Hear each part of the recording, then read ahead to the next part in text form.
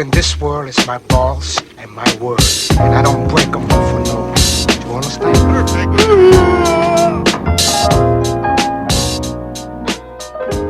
What's good, what's good? This is the BIGKIZ Podcast. I'm Abu. I'm Brian.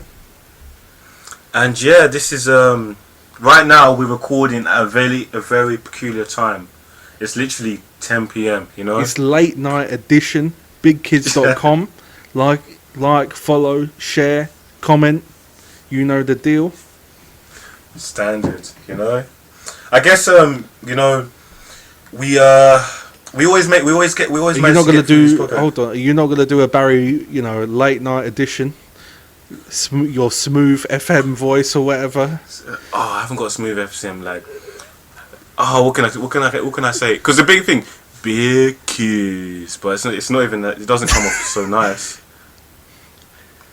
The BIGKIZ Podcast with your hosts Abu and Brian. It's pretty good. It's, You reckon? But I bet when I listen back, I'm gonna think, oh, why did I even say that? This is the thing. I think actually, strangely, weirdly, I always mention to you, Joe Rogan, about like, oh, why we do the podcast. But actually, there's another guy who was a junior doctor, and he's basically he's got 1 million followers on YouTube. And Who's this guy? Ali Abdal, and he does this. He read some book or whatever, and it's called "Show Your Work." And basically, people are afraid to put themselves out there because we think, oh, who's going to listen? Who's going to watch? Who's going to pay attention to whatever I'm doing? But the reality is most people aren't. Who's going to listen to you do your smooth FM jazz voice? Not as many people as you would even imagine or wish. That's very nihilistic, Brian. No, but what I'm saying is like relax, because actually people have got their own stuff going on, isn't it? Like, what I mean is don't feel bad for doing it, because I thought it was pretty good as well. Oh, thanks, Brian. Really, you're my number one fan. Well, I am, because I decided you're the person to talk to for an hour every week. I appreciate that. So, one thing that you sent me, which I've already got my answer sorted, right? So there's a heated debate. But you know what? When was the last time you ate this like British takeaway? Oh, well. So basically, listeners, what it is, Brian sent me a link about a debate about salt and vinegar. When you go chip shop, you buy your bag of chips, in it, not fries. Yeah, no, it's like this is the fish, the chips you get from a fish and chip shop. Yeah? Hold on. Screw the typical debate, yeah? Would you ever put vinegar on fries? Yeah? When I go to the chip shop? No. Yeah. No, I don't mean like... What, fish and chip shop? What, just normal chips? I'm chatting like, would you ever put vinegar on like McDonald's fries? That seems... No, because they're too small. No, because they're too small. They'll just get soaked up. They'll get soggy by the time I eat them. That seems dodgy to me. I think chips from the fish and chip shop, it's the standard. But anything else, I wouldn't use vinegar. Maybe on I'll use balsamic vinegar on a salad. But other than that, it's only fish and chips. Yeah. That's the only time you ever use vinegar. But yeah, the debate was what goes first, the salt or the vinegar on the chips. I already know my answer, mate. You put the salt first, then the vinegar. So I got to agree with you there. Because you got to put the salt in, then shake the salt down a little bit. Exactly. And then you vinegar that shit. Precisely. Because the worst thing is, imagine you put the vinegar first and the salt afterwards. Have you ever had some chips and then towards the bottom of a pack, they're not salted and you're like, oh, what the fuck? And you're like, oh, I have to re-salt these again. No, it's true. Like, you got to be a bit mad to be putting the vinegar on first. Like, I get it because though. it's soggy, and not only that, it's like, here's the thing: it's like, it's salted. Once it's salted, the vinegar, sometimes it like dissolves the salt or whatever. But this is the thing: you can't get the salt around the chips if it's already been vinegared. No, you can actually, because the chips are soggy. The salt's more likely to stick onto the chips. Whereas if they were just no vinegar on, you just put salt. But like the sometimes it bounces off the chip. The traditional like chippy, like when you get it in the paper in like a kind of triangle. Yeah. You know, it's different if it's spread out and then you could vinegar and then salt, but in the traditional like method. But fish. I think for me, I don't know about you. I can't eat fish and chips in the summer. It's got to be cold and cold weather. Like, that's what I remember. I remember like waiting for a train. 40 minutes. It's dark. It's raining. I'm on the platform. I got that steamy bag of chips. Do you know what I mean? That's what I remember being like the ideal like circumstances for a bag of chips. Not summer. It's like a bit too heavy, too greasy. Really? It's not doing it for me in the summer, to be fair. Like, Fish and chip shop. Have I ever been to the fish and chip during the summer? Actually, I have. When I went to like Brighton. I guess it's the area. I don't know. If it's a sunny day in Brighton, wouldn't you go to get some fish and chips? I don't know. I wouldn't personally. It wouldn't be my go-to. Although in general, I don't know what fast food I would go for in the summer, apart from ice cream. Or like a cream soda. What's a cream soda? Oh, you don't know what cream soda is, Brian? That's like the best drink created on earth. Well, second to Coke. But it's actually so basically cream soda is like vanilla extract added to like carbonated water. So it's basically vanilla flavored soda. Water. Oh, okay. And this stuff is the best stuff. No, because I've heard, why I ask that is sometimes I've heard that described, like I've heard that term used, and then it's actually different things. Because I don't know if you've ever had like a vanilla float. Oh, it's exactly that. It can be called that, but I think vanilla float you put ice cream on top. Vanilla float is like a Coca-Cola with like a scoop of vanilla, isn't it? Oh, but that's the Coca-Cola version. The original version, it's a clear. What, it's like water but carbon. Yeah, it's like lemonade, but instead of lemonade, it's actually vanilla extract. Yeah, so this is vanilla and carbonated water. Soda water, in fact. Oh, by the way, did we actually say? I know we said it's late night edition today. Yeah. But did we say what the time is? Well, Did I? Well, right now it's 10 past. It's 10 13 past 10. Oh well, exactly. I said. Well, I'm getting a different time on my laptop. It's saying 3 minutes ahead. No. I've got the exact same time, but they don't. 10 past 10. It's close enough. Unless they're trying to like Inception us. But yeah, this is what do we want to tell them why it's late? I guess it's just the everyday hustle and bustle, really. Everyday hustle and well, this is another thing. Important day tomorrow. Very important day. Oh wow, yeah. Because actually, if it wasn't for tomorrow, we'd be doing this. We wouldn't be doing this today. We'd be doing it tomorrow. But obviously, we've got to go pay our dues, pay our homages to our mumsies. To Mama Egg. Do you know what I mean? Like, because tomorrow is Mother's Day, but actually it's not. It's only Mother's Day in the UK. I know in other places it's not. It's not like International Mother's Day. Yeah.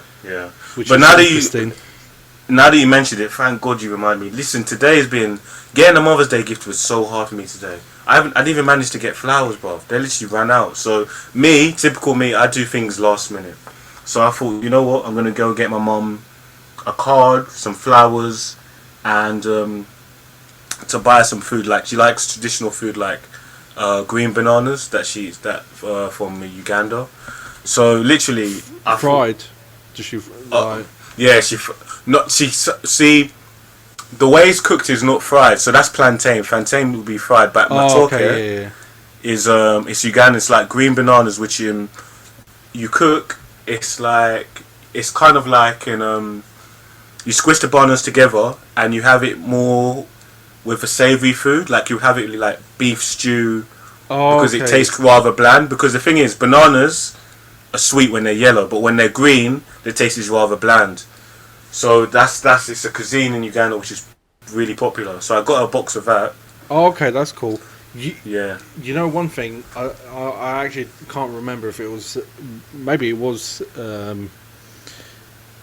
a different, not plantain, but I went to Costa Rica when I was like a younger kid or whatever, and for breakfast you would eat rice and beans and like fried banana every morning. every morning, and yeah, at first it was a very odd, and I already, you know, because of Brazilian background or whatever, I was already used to eating rice and beans, so that it wasn't, that bit didn't weird me out or anything. But at first I was like, why am I having like lunch and dinner food in the morning? But by the end, it actually, you know, it kind of really worked for, like, so. But that's funny, man, because actually I had to go do some of that, you know, Mother's Day purchases, and basically what happened is couldn't actually do it where I went to do it because there was queues everywhere. Like, this was in London, but you literally had to queue outside the shopping centre to get into the supermarket, and of course it must have been Mother's Day. But anyway, I went round my local area and managed to get in, but that was probably because there was no crowd control, because it was unbelievably packed. Like, I don't think, you know, I think people are maybe keeping to lockdown in their personal spaces or whatever, but they've long given up. What, social distancing? Yeah, like in kind of more. Well, I mean, even almost from the beginning, but it's a bit crazy now. Definitely. Like flowers. Did you manage to get a bunch of flowers for her? I got a little plant in it. Well, is it the one ideally you would have wanted to get her, or is it just what you saw? I mean, don't get me wrong. Actually, it's still very nice, but it's not what I would have wanted to get her. Yeah. Like. And the thing is, you can't. Flowers tend to be last minute. You ever bought flowers in advance, like 2 days in advance? No, you can't. You can't buy them 2 days in advance. That doesn't make any sense to do it that way. Yeah, true. But yeah, Mother's Day's tomorrow, and just I think it's a good it's appreciated, you know, because I think, what was it, Women's International Day? Was it on a couple days ago? When was it? I think it was a couple of days ago. And you know what? Actually, this is one thing. So we have like a little sheet of stuff that during the week we might not even message each other, but we just put stuff that we might want to talk about on the pod. And like, maybe in a kind of very cynical way, we didn't put it on again. We didn't actually put any of this on, which kind of shows where we are really with it all. But and you know, we both grew up in London, like, and obviously this very sad and sinister case of this police officer who has murdered that young woman, you know. And I don't want to say her name now, just in case I fluff it or whatever. You know, the Sarah Everard. You know, oh, the one who was found in pieces in Kent. You know what's crazy? It's just the way this story broke out was just so abrupt. It came out on Monday, and they found her body by Wednesday. You know what I feel like? Not to get into conspiracies, but I feel like the Met Police were aware about this case long before it reached the press, but they were trying to, but because Control it. yeah, the way they just seem to have solved it. Like on Monday, everyone's saying she's gone. Because what initially she'd been missing, what the reports were saying that she'd been missing for like 9 days, but then nothing had been, no concrete evidence had been found. But then on Wednesday they managed to find the body. It's just how the whole. Oh, so no. So I media- think I think you might be right on that. Like, there's a word for it. Like they put they say to the press, you'll be able to release the story, but you have to wait until we arrest this guy, Okay. or whatever, isn't it? Like a blockade or whatever, just so he isn't aware. Because there was questions like that guy, that police officer, he dealt like he would be outside diplomatic buildings and kinds of stuff like that. So he was armed. This man went around with a gun Okay. when he's in uniform, right? So this is the thing, and I knew straight away when I read the stories, because basically how it was is she was on the phone with her boyfriend for 15 minutes Yeah. on the walk home, and then she's gone. And I thought, this is not right. Like, if someone like had a history of depression or, some sort of suicidal thoughts or something, Yeah. it would come out with police interviews and stuff like this. I just thought, something's a bit up here, like for her to have gone missing in the way that she did. Definitely, and it's just the fact. I think that the main headlines, it was a police officer that done this. The person who's supposed to serve and protect us is the person who's like, I don't know, has this ever occurred before? Like, this is the first time anything has occurred like this, and it just makes you. It doesn't give the police a good rep in regards to how we see them, because maybe it's more of an American issue, but with the Black Lives Matter movement, police brutality was one of the topics that was spoken highly of last year. But now you're hearing the police are killing, not to generalize, but police officers now being accused of, I think he has been convicted of murder now. No, I don't know if he's been convicted. He's definitely been charged. Oh, charged, that's the word. Charged with murder. But doesn't that normally lead to eviction eventually down the line? No, being charged just means they're going to take you to court for Okay. it. So he still needs to go to trial. Oh yeah, true. So you don't actually know, it could go either way still. I mean, if there's not quite enough evidence for the jury to convict, he would walk free. Yeah, it's mental, I don't think I can look at the police the same way again, Because I've been stopped and searched for no goddamn reason when I was younger, when I was 14 in Plaistow, when I was literally running for a bus, and they were like, "Oh yeah, excuse me, sir, could you just come to the side real quick? Yeah, just take your bag off your shoulder real quick. Just wanna, we got a person who fits your description." I was like, in my head, I'm just like, you know what? I just thought, let me just cooperate, because I didn't want no hassle. So literally, I did what they said, and afterwards, literally, it was a half-assed check. So what? They patted down my shoulders, patted down my trousers, and they said, "Oh, sorry about the inconvenience, sir.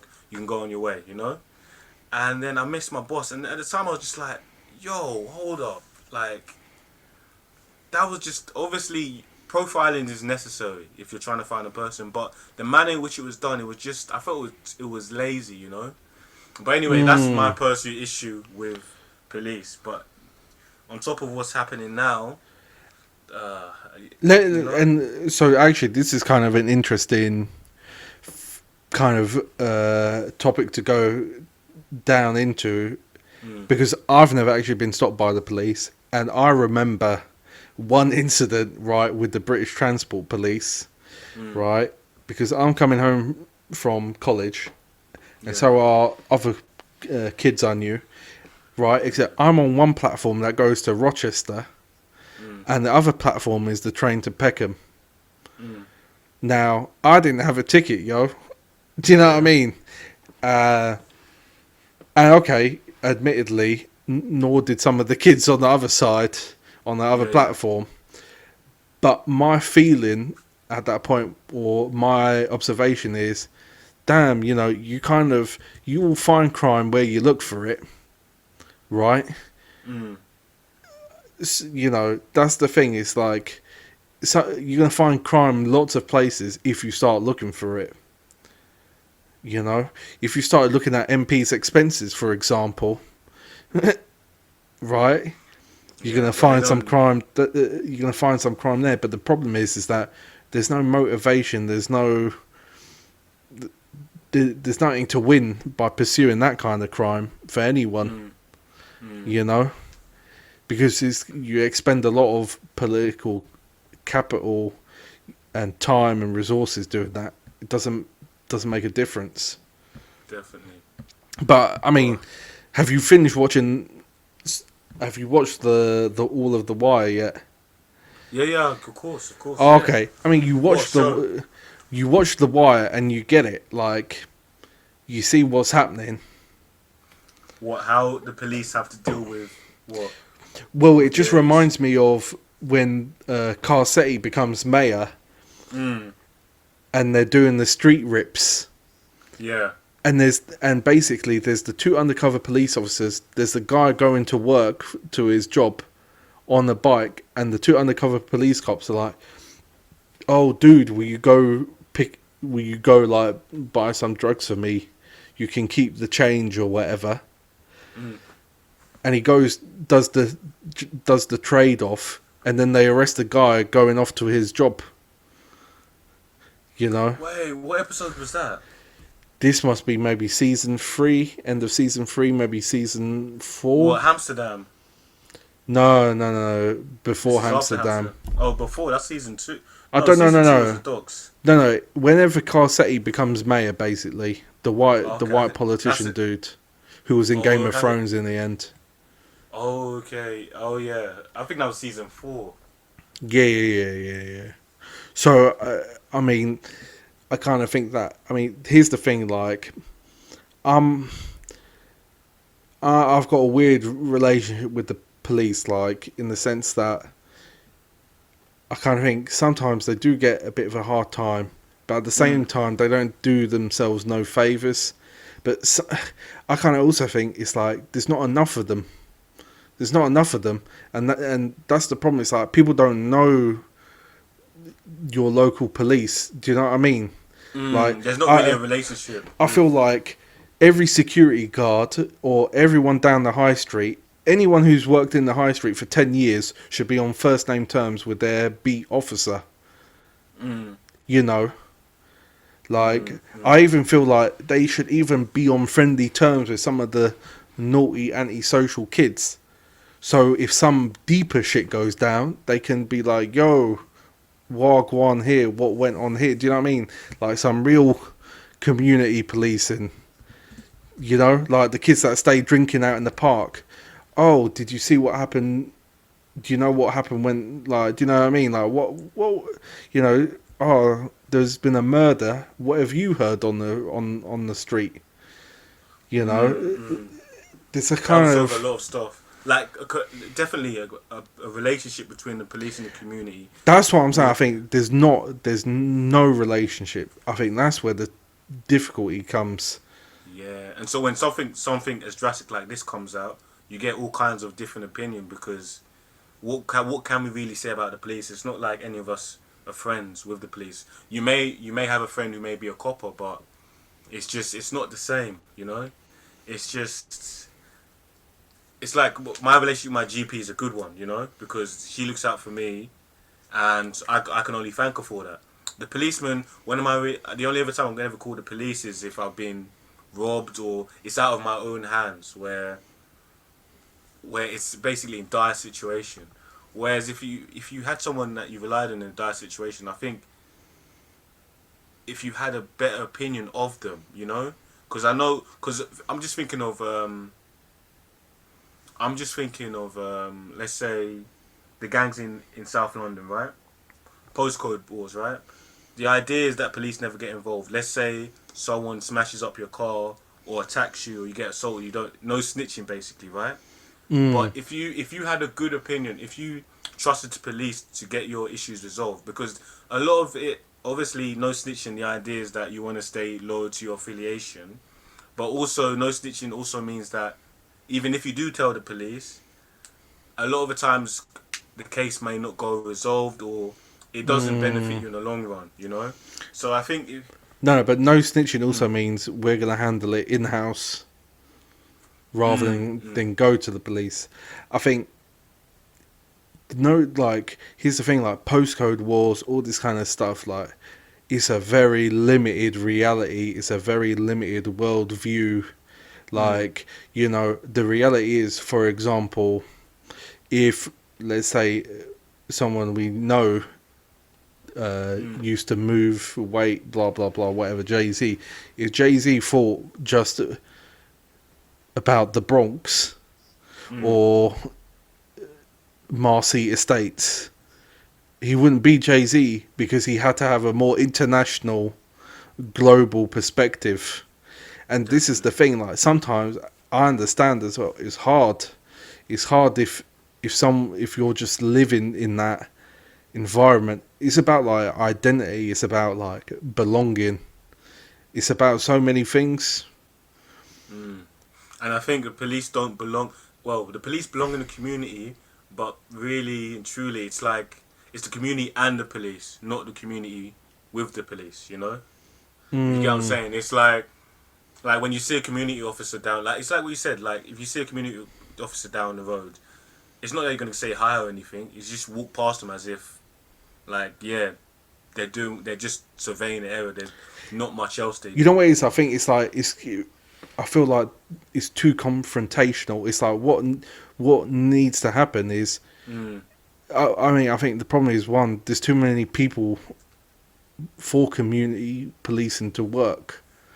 For a start, I think that's a problem. Like, how they going to know everyone or whatever is kind of difficult.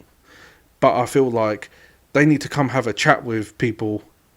Do you know what I mean? Like, if you had an experience with a good policeman before you got stopped and searched, you're going to probably be like, you're just going to take it a different way. Yeah, definitely. I mean, but like you said, it was lazy. You know what? I can believe it was lazy as hell. And, have I had friends who were coppers? Yes, I have actually. But they were lady coppers. So I think they were probably less prone to that kind of narcissistic arrogance that male coppers might be. Like, that's true. And because there was one dude who I knew from school, and then he turned out he became a copper. I thought, geez, I don't think he was like the best minded person to become a copper. Oh, really? You reckon? Okay. So I don't know. I mean, this is the thing. Compromise the work he does. You know how like some people work in Tesco for 30 years of their lives, and nothing wrong with that. Good steady job, good work, all that stuff. But I'm just talking about those people that become like obsessed with the power of it. Like it's their dad's company or something. Yeah, I know what you mean. And I just wondered, does that happen in like? I feel like people in the police can be drawn into that, like not being a civilian. Let's say. Oh, Ray, you've just dropped off now. Hold on, I'm going to pause this. Right, so we're back. Oh, gone. We're back again. Back after the technical difficulties, yeah. Yeah, I think. So we were talking about police. Yeah, I just think like if we can get a proper relationship with them, then it's going to be better in the long run. But I don't know, man. But you know what? I agree with NWA, man. Fuck the police. No, you know what it is though. What I'm starting to think now is just like the police just enforce what the politicians want, and that's why it's a mad fuckery. Because Yeah, they ain't they touching the don't. politicians. Yeah, well, this is the thing. Like, the police are the enforcement of politicians' wishes, isn't it? Like when Priti Patel's like, "Oh, going absolutely fucking berserk," and saying, "Yeah, police got to enforce lockdown." She's trying to say, no, the police need to enforce what politicians are saying. You know. You know So what would what would fix what would place the police if they taught martial arts in school. If everybody had like an opportunity to join a UFC, and they're like, "Yo, look, you want to learn Brazilian jiu-jitsu? You want to damn, learn but this boxing?" is one thing I think police don't get Yeah. taught that stuff. Oh yeah, yeah. They actually don't. Yeah, That's yeah. I think that's kind of like, for me, it's like if I was a police officer, I would want to learn some self-defense skills. It kind of seems surprising to me that they don't learn that stuff, and sometimes that's the problem. Like, I think they haven't got If you enough don't know how to, confidence and authority. because if you don't believe you can defend yourself, you're most likely going to take the most drastic action. You know, like presumably excessive force, or obviously the police don't have guns here, but I just feel like if you don't know how to defend, you may escalate a situation more than it's warranted. Yeah, Like if exactly. you feel threatened, then Yeah, exactly. it's like That's a the thing. fight or flight. If you know, damn, I got this idiot in a chokehold within 5 seconds, you're not going to escalate anything because you got the situation under control. But another thing, man, I do think, and it doesn't get disregarded, is like police they get people trying to attack them, spit at them, verbally abusive to them, and it's got to affect your psychology. Because think, you don't, like, let's say when someone gets rude to you, you're pissed, you're affected, and that's what they're dealing with, like, a lot. And so that's Definitely. why if they come to talk to people, they're just going to talk to you like shit. I've never been stopped and searched, but I have had like dealings with officers, not my friends or whatever, like trying to talk about situations to them, and yeah, they don't, What talk they about weren't. situations? You talking about snitching, Brian? No, nothing like that. Okay, all right, just checking. But talking to them about incident or trying to explain a What? situation, and they're not Oh, that sounds very. like snitching to Brian. That sounds like snitching to me, bro. No, because it was for my. There was no crime involved, but it was just, Okay, but they had okay. to be called for my protection. I would put it that way, in the sense that they need to Well, bear witness to something to see that I wasn't breaking the law, kind of thing. okay. I So it don't. wasn't snitching though. It wasn't snitching. You No, sure? no, no, no, no. Because the reality is, if they weren't present, someone Yeah. else would have not even snitched on me. They would have just fabricated lies about my behaviour, basically. Okay. So So you're outwitting the snitcher, basically. yeah. Like the police were called in that situation to keep the peace. Like there would have been a breach of the peace if the police If weren't it, present. if That's you if you in that situation. and you weren't there to like explain the situation. No, I could explain the situation, but they weren't polite. That's how I would put it. Like they were very aggressive with me, and they were understanding, but they weren't very understanding. Like what I'm saying is, there was less of a dialogue and more of I expressed myself, and then I was told, well, no, basically this is how it's going to be, but they did So what they basically, needed to do. they weren't asking you. They were telling you basically. Yeah, exactly. And this is the Okay, thing. okay. I think it's like maybe there just needs more dialogue, because more explanation. That's what needs in it. Like it needs to be like, look, I'm having a tough day. People are being like not very nice to me, man. Just like whatever. True. So, Oh, but actually, I don't know, man. You know what is? I know I've been I'm familiar with Old Kent Road and crackheads, mate. So it's just like, I think if you deal with Talking, enough crackheads in your life, you just can't deal with it. talking about crackheads, you seen what Soldier Boy's been up to? So you linked me to this, and I did check it out. And basically, he was cussing WWE. Yeah, he was saying, I think the tweet was, rappers are almost as fake as WWE wrestlers. And from that, guess who responds to that? Literally, RKO Randy Orton is like, yo, listen, mate, I haven't got the streaks off the top of my head, but literally, he's like, literally, you wouldn't last a day in the WWE. Like, we break our bones, like, we get fractures, all for the sake of entertainment. And then Soldier Boy wasn't having it, man. He would just literally just cussed him out, saying, listen, I'll knock you out. And the thing is, if you see the size of Soldier Boy, No, like, Soldier Randy Orton Boy's a twig.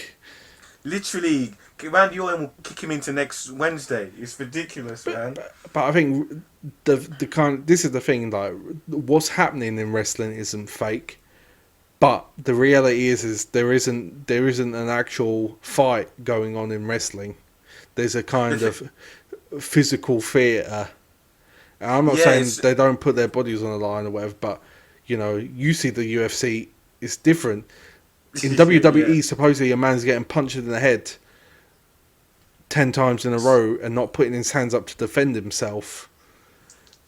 Trust. You know, the thing is, and it's like, you're right. The thing is, I don't think WWE is fake, but I think it's scripted. Like, for example, you have like Rey Mysterio beat the Undertaker, where in a real realistic, well, let's say in a cage, right, you wouldn't find like a lightweight fighting a heavyweight.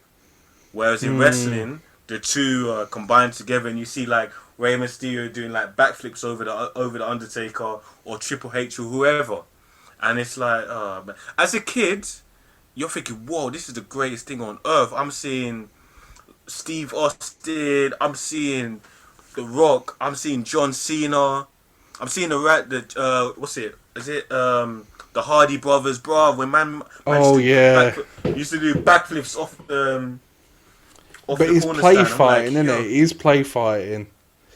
Yeah, but when you get older, you're like, oh crap, wow, isn't as awesome as I remember it to be. No, of course, because you know, it's not brutal, is it? Really? Yeah. It's kind of, it's physical theatre. I understand, like, it's kind of like machismo and whatever, but it's still child's play. I'm not saying they don't put their bodies on the line, but it's still kind of child's play. It's still like soap opera. Soap opera-ish, yeah, definitely. It's still soap opera and this is the reason. This is why UFC has become so big and successful, because actually, what you're getting is, you're not getting something filtered or theatrical. You're getting you're getting someone who can be like knocked out cold in the first 2 seconds of a fight. You're seeing people getting kneed in their head, like you're seeing spinning elbows, you're seeing everything, man.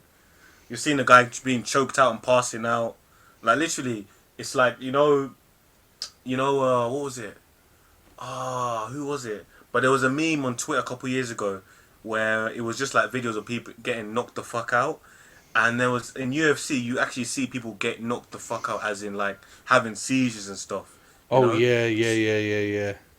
And it's a level of realism that we all, I don't know, maybe it's a bit toxic in a sense, but it's a side of humanity that we all want to see, you know, the aggression being taken out. You know, it's a fighter's mentality. It's nothing's changed that much from the old days. Do you know what I mean? Like the gladiator. Yeah. You know, it's not changed that much.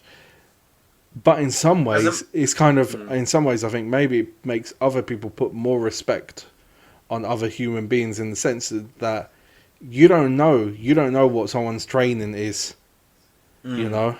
But here's one thing, and it's interesting because you went with me one day to the Krav Maga introduction day, if you remember. Yeah. Here's the thing, like, you can be as good of a grappler as you want to be, but if his mate is kicking you straight in their face, it doesn't matter. And that's That's my only thing about MMA, where it's like it's more brutal, but it still has these rules surrounding what's going on in the cage and whatever.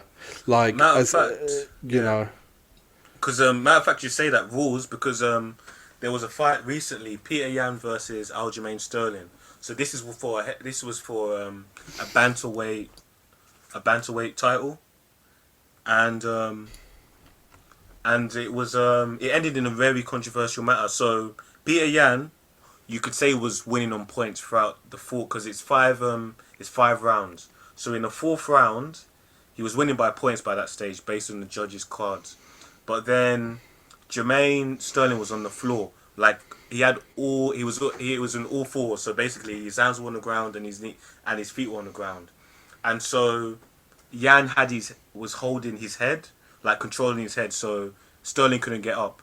So in his corner, so obviously you have people around octagon screaming instructions to their fighters. They say hit him, hit him. So Yan knees Sterling straight in the head. But normally from an outsider's point, you'd be like, okay, that's part of the sport. But he lost, basically, was disqualified from from the match because he needed a downed opponent. And it's like, after the match ended, even Peter Yan said, you know what, yeah, Sterling deserves the championship because what I did was illegal, it's fair.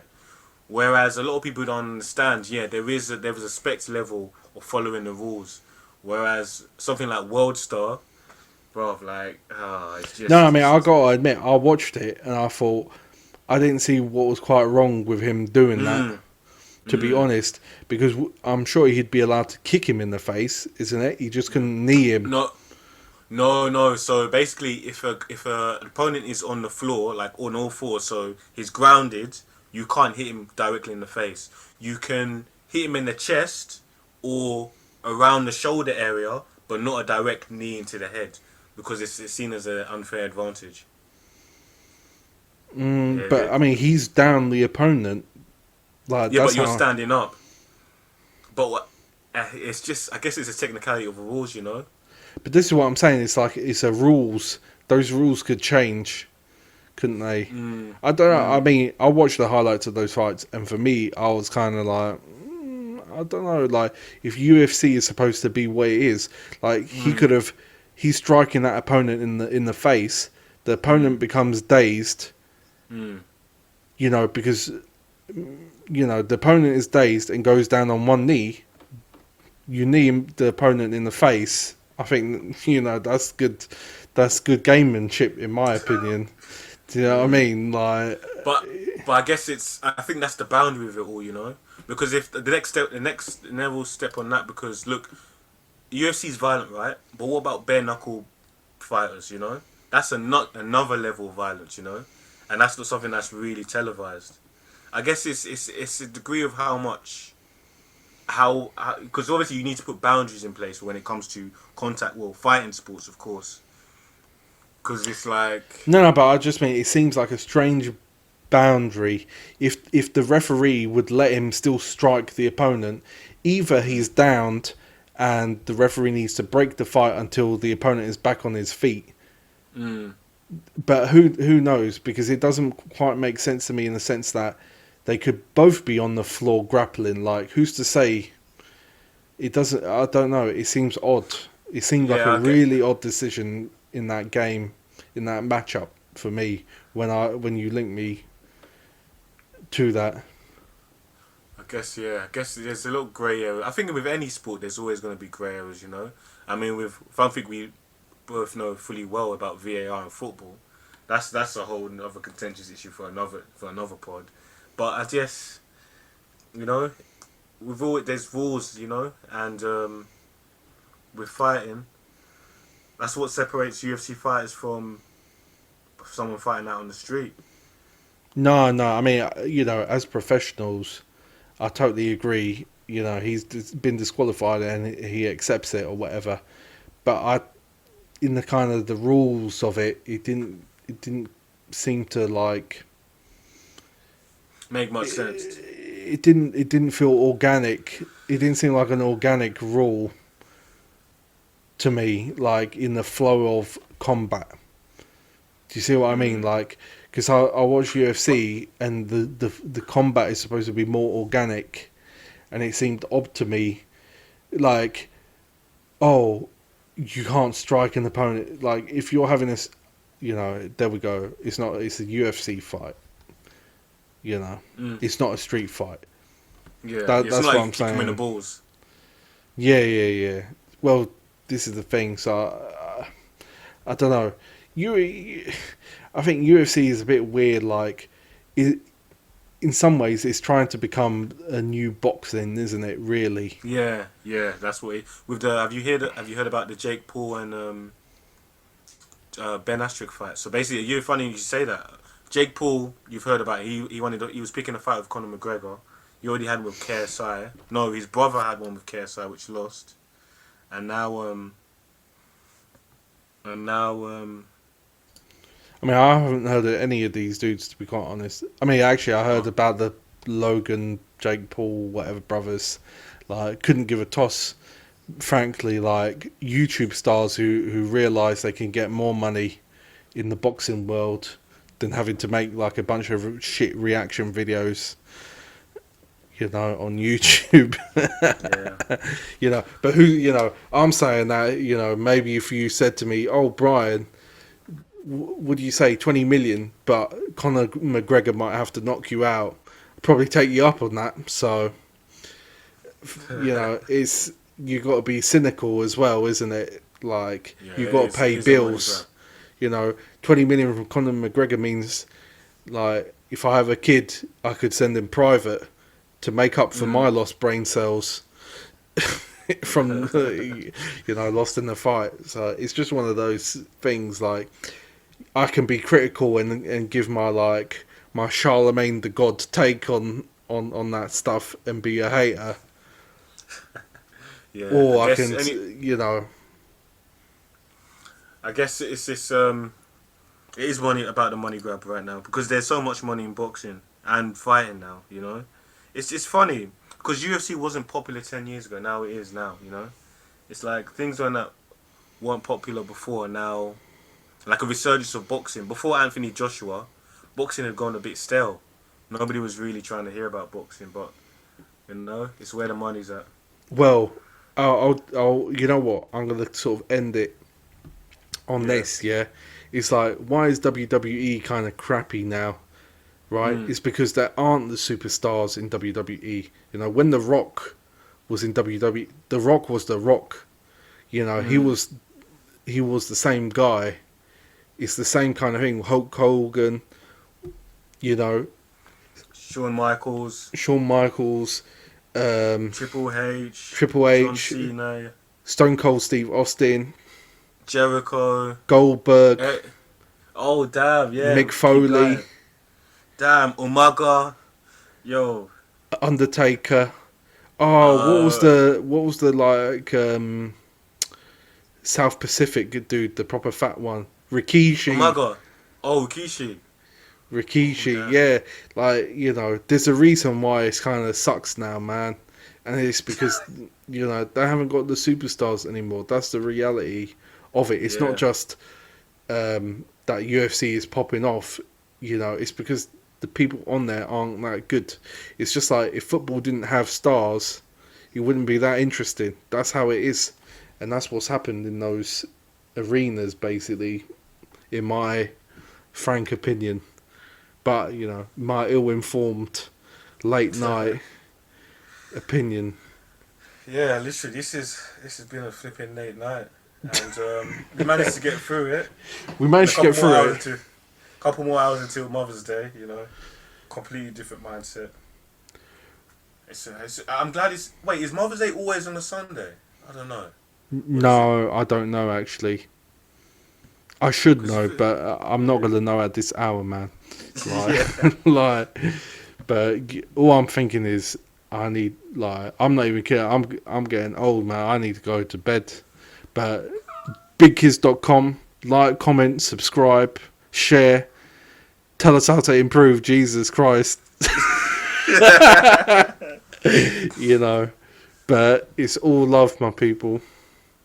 Thanks for listening, listeners, man.